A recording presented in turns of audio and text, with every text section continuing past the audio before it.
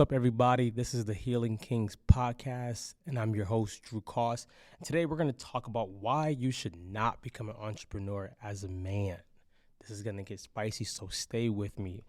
In the course of the episode, I'm going to give you a definition of what I believe an entrepreneur is, and is it better to be an entrepreneur or just work a normal 9 to 5, 8 to 4, whatever hours that you want to work.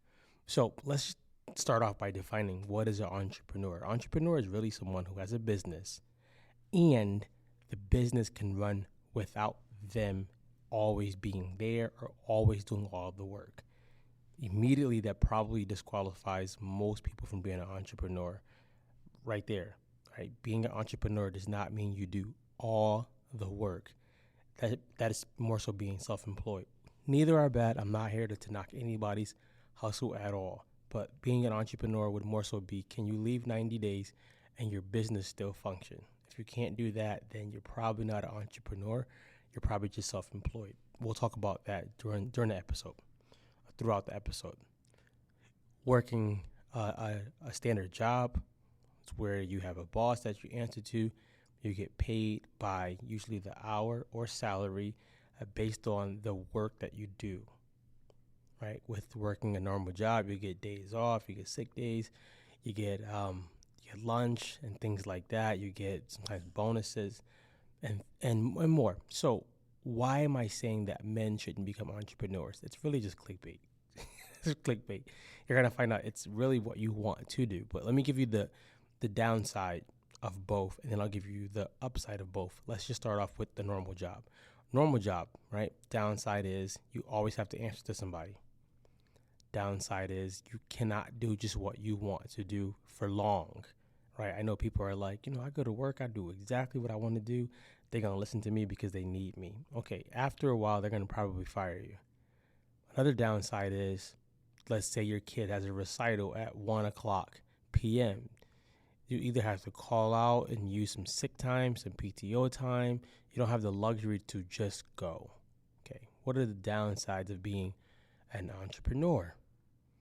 Sometimes if you don't work, you don't eat. Being an entrepreneur, until you have an established business model, sometimes you don't get paid every month. Sometimes you get a really good month, right? Hallelujah. And then sometimes you get a really bad month or 2 months. Being an entrepreneur also, the downside of being an entrepreneur also means tax brackets are different. How you do taxes. There's a lot of liability also. Those are the downsides of both. What are the upsides of both? Being a 9 to 5 person, you do get some sick days, right? You get some days you can call out and you'll still get paid. You get PTO days, you get the union, you get lunch breaks, right? You get a more structured schedule. You punch in at 9, you leave at 5. You take your first break at 10:30, you take lunch at 12. You get more structure, more regiments. You also get to be around people consistently. That's if you like being around people. You get more predictability. Things are predictable more so than none. If you work from home, you get that luxury too, where you can do some errands and chores and stuff like that while still working at home. Upside of being an entrepreneur is, let's say your kid does have that 1 p.m. recital, you can finagle your schedule or you can get there. You also can control your hours. You can control how many hours you work. You can kind of control your pay by how much you're going to be charging, and you have a lot more wiggle room on how you do things. Now, to wrap this part up, both are always your choice, how you function, how you live. I would say if I could give someone, a younger person, one of the options to chase, I would say go work for an entrepreneur in the field that you want to work in. Let's say you wanted to become a top videographer. I would say go work for like a news station. Go work for an entrepreneur who has money to pay you, maybe as a videographer. Go work for like your town's like news part. Go work for somebody who's doing what you want to do. Right? It may suck a little bit. You may have a little bit of stress, extra hours, But what you're going to learn that most people never learn is the business of what you want to do. There's so much lessons that I learned being a fitness business owner that I did not know as a fitness trainer. Drastically different. If I knew what I knew now, I probably would not have become a trainer. I probably would have become a trainer or a business coach of trainers. They're totally different. Being a trainer or being what Michael Gerber would call being the technician means you're the person who does all of the work. That's not entrepreneurship. That's being self-employed. Then he talks about the next step is being the manager, where you manage the people doing the work. That's the step you want to get to eventually. Then the last step is being an entrepreneur, where you manage the managers who manage the people doing the work. Go read that book. It's called The E-Myth by Michael Gerber. Change your life. Change your life. But I would say for a younger person, go find someone somehow doing what you want to do and try to go work for them. And at times, if you're young, you probably don't have a ton of bills and you probably don't have kids. If it's a low-paying job, go do it to the best of your ability to learn the skills. Learn the skills, learn the character, learn what happens in business that you don't see on social media.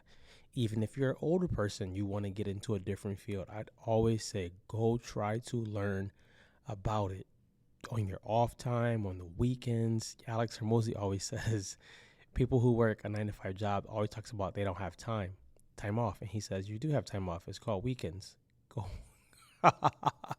Go work the weekends. Something that I did is I wanted to learn how to work my camera and get better with cameras. I wanted to learn how to get better with seeing content from different people's eyes. So I put it out on social media. I just want to get better with content. I want to learn how to really master this thing and grow in it. And my man Bobby hit me up with an opportunity. He hit me up. He was like, hey, I got a spot on what I'm doing. It's a low entry type of spot, so it's not high paying right now, but you get to ask some people some questions who you're around. I did that.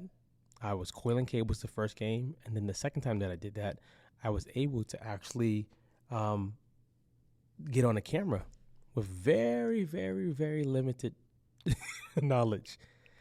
As time went, I learned. I asked a lot of questions. Got a chance to connect with Media by Meech, to ask him a lot of questions. I did those things because I wanted to grow as an entrepreneur. Now, for me, I like being an entrepreneur and I hate it at the same time. I like it that I have the freedom to go to my daughter's recitals, go to do things a little different with my wife, daytime stuff. I can do things that are a little bit different without having someone tell me what I have to do. The opposite of it is until I have different business models, which I'm doing now. I'm showing you the behind the scenes. When I don't work, I'm not guaranteed money all the time. That's going to change because I'm doing a lot of online things. Now, for most people, what they don't realize is being an entrepreneur also means that you have to be self-motivated. And you have to also be willing to accept rejection because people are not going to just flock to you because you have an amazing idea. That's not how it works. It's not how it works. People are going to tell you no. People are going to try to dictate what they pay you. And until you have the muscle of resilience, you're going to feel that your idea, your business is not worth it. That's not what it means. It literally just means that people have their own opinions.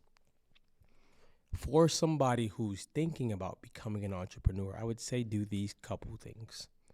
Number one, think, is this an idea? If this is the idea that I have, is this something that the world needs? Am I good at it? Will people pay me for it? Let's say that again. If you're thinking about starting a business, you want to think about these 3 questions.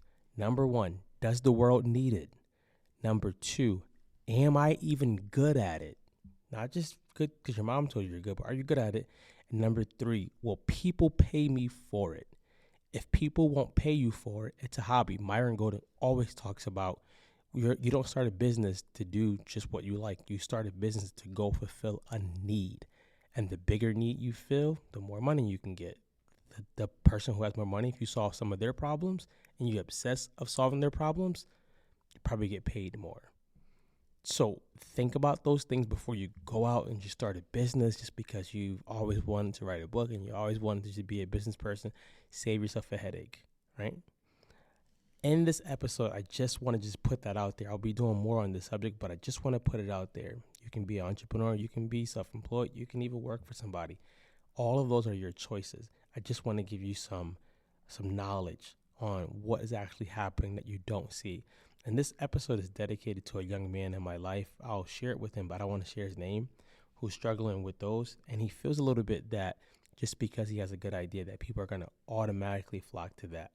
I'm telling him the hard truth now is that he doesn't get out there and get discouraged, but that he has some truth so he can get out there and go succeed. And as always, guys, go be great.